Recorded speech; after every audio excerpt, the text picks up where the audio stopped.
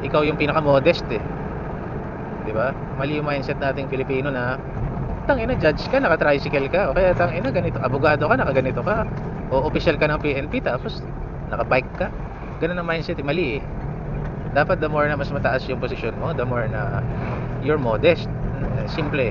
Sa civil code nga nakalagay yan eh. Sa civil code sa batas. Pag government employee ka dapat, or official, hindi ka dapat grandioso. Pera ng taong bayan yung there's always a presumption na pera ng taong bayan yung ginagamit mo kapag ka ikaw ay politiko eh. So as simple as possible. Diyan ako bilib kay Tatay Digong. Napakasimple ng mga pagkain nung siya nasa Malacanang. Napakasimple. Pera ng taong bayan yan eh, di ba?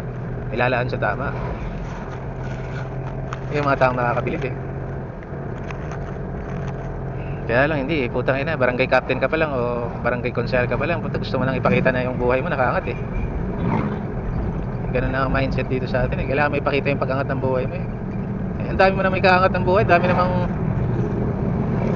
business opportunities na pwede sa'yo, o mag-ipon ka ng pera, magtayo ka ng ganito, magtayo ka ng maliit na paupahan kunwari, ano, yung mga negosyong hindi conflict of interest, pwede ka na